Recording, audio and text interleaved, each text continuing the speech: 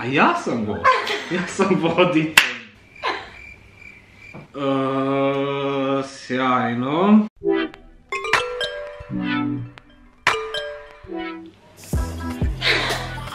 Dobro večer i dobrodošli, dragi gledalci.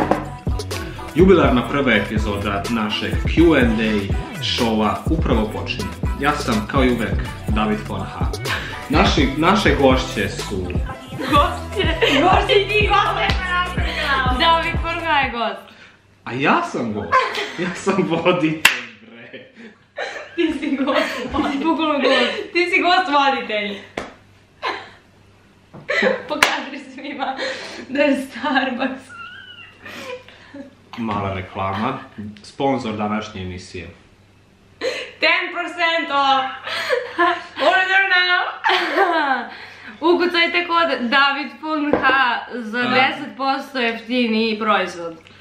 It works! That's a special discount code. Da vidimo, znači... Ne smiješ bez mikrofona da pričaš. Ja se izvinjam. Da vidimo, znači... Sjajno. Nije se pripremio. Došao je nepripremljen. Hajde nađi pitanje prvo. Kad završimo ovaj intervju i izađete iz mog studija, da kažem. Ti izađeš iz našeg stana. Izađete iz mog studija i dobijete na lutriji $10 miliona. Na što bi to pošao? Za $10 miliona bih...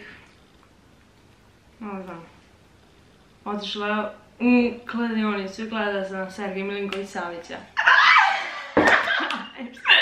Šalim se, Sergej lajkuje ovo ako gledaš, šalim se, ne. Like and share. Molim malo ozbiljnosti, ipak ovo je jedna ozbiljan intervju. Kulturna emisija sa jednim sadržajem, kažem. Sad ja, ne znam koliko je to para, jako puno.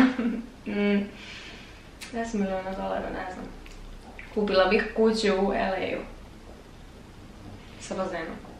I zabranila bi tebi pristup u državu. Ništa siromašne djece u Africi da se pomaže. To je taj stav. Pa to sa drugih 10 miliona. O čemu razmišljaš kad voziš sama, na primjer, auto? Bicikl? Ne vozim. Ili poniku? Poni bicikl. Ne daju joj da vozi ponija, zašto nije malo dete. Htjela. Da, zapravo mi ne daju da vozim. Jašem ponija, vozim. Pa on je rekao vozim. Da, jašem, ali ne, on misli na peniku. Poniku, bicikl. Mađarska. Ja sam uzela na konja. Kad se vozim po kraju ponikom, razmišljam o tome kako je život lep i jedva ne čekam ponedjeljak da vidim Davida na fakultetu. A studiraš? Malo. Interesantno, vratit ćemo se na ovu temu čim odgovori i Jelena na isto pitanje. Šta je bilo pitanje? Znači, o čemu razmišljaš kad se voziš sama po kvartu? Ona ne vozi se sportom. Ne bavim se sportom trenutno nikad. Aha, ja se izvinjavam. Da, dotakli smo se teme studiranja. Možda mi kažeš jedan, na primjer, prosječan dan studenta arhitekture ili tehnologije? Medicine. Kako prolazite, znaš? Ovako, kada dođem na fakultet, onda prvo vidim, nažalost, mog prijatelja sa fakulteta i onda ga pozdravim, nekad ga ne pozdravim. Mislim, nekad sedimo zajedno, nekad gledam da sedem s nekim drugim. Što dalje? Recimo, ako David sedi u prvom redu, ja bi često otišla u zadnji. Mislim, onako, čisto da ne bude svaki dan isto. Imamo vežbe. Idemo i na predavanja. Onda posla... Nekad odemo na kafu, ne mora. Nije nužno, svaki dan. Ne idemo uvek. I onda popodne dođem kući i učim svaki dan. Vrlo zanimljivo, zvuči kao vrlo ispunjen program za dan. Svaka čast. Sigurno. Svaka čast. Znači, ljudima koji studiraju medicinu. Skidaš kapu. Ja tu skidam kapu. Jedan veliki respekt. Ne skidaj kapu. Ne mogu da skinem da što su me namestili u backstage i sad sam vjerovatno pokvario frizuru, čak. Ništa, idemo dalje. Koja je bila najsmešnija stvar što ti se desila u skorije vreme? Kad te Jelena gađala flašom malo pre. Dobro. I meni izdao. Ili kad ti je pretilo nožem, ne znam. I to. Ta dva su mi ovako. Top. Ali to nije za emisiju. To što se desi u backstage-u.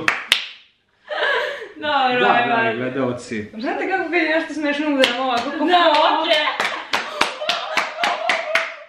Evo jedno pitanje, isto Dva jedno debila. duboko pitanje. Sa čime bih željela da se baviš kad završiš fakultet? Kad porastaš. Kad porastem, bit ću delfin. Šalim se, čekaj. Voljela bi da se bavim pre svega humanitarnim radom.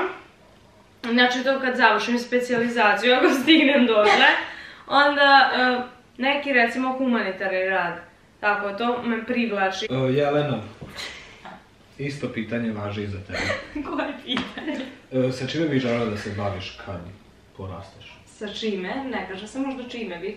Čime bi... Izvini što mi Dobro. srpski nije maternji jezik, što mi nisu napisali scenariju. Insert mađarska vlada. Jako je low cost emisija. Veoma low budget. 9 minuta već snima, ajoj, sranje. Kad porastem bit ću doktor. Aj neka glupa pitanja, ovo je previše ozbiljno. Pa nema glupih pitanja, upusti se. Ja govorim u mikrofon. Skodala se kako se nije pripremio. Da. Koji ti je omiljeni francuski bulдог? Zanimljivo što pitaš. Volim ih sve, jako su slatki. Kad smo im prešli na ti, izvini. Od kad sam ti napravila kafu. Legit. Fair enough. Ne znam, jako volim ih sve jako, ne znam da izaberem omiljenog, zato što volim jako crne i bele, krem jako Krava. volim. Da, krave, one male crne sa belim, što imaju Ne, flakice. browni, sa browni belim, jel ne? I sa browni belim, da, Aha. ali volim i crne sa belim grudama. ali to je više kao dalmatinac, nije krava. Nije. I to je krava? Dobro, mislim da je ovo dosta. Da, može. Sada mi je stigao jedan fact, baš na uvo. Jer istina da vi, kad ste, mislim ti, ajde pređemo na ti kad si bila mala, da si probutala 1 dinar. Ne znam za jedan, ali mislim da sam 2 probutala, definitivno. Definitivno minimum Jesi 2. dobro sad već ili... Nikad se nisam potpuno oporavila, da ti kažem, ali to su neke teme tako Mislim koje... da je ovi iz produkcije nisu trebali da ti kažu to da kažeš. Ja Šta me pita ovo? Ja se izvinjavam.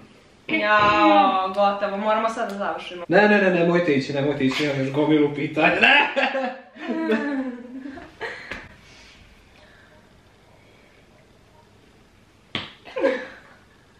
I, dragi gledalci, to bi bilo to za današnju emisiju. Ja se zahvaljujem Dejani Ivošević i Jeleni Ivošević što su njihovim prisustvom ulepšale ovaj TV show. I vidimo se sljedeće nedelje. Hvala!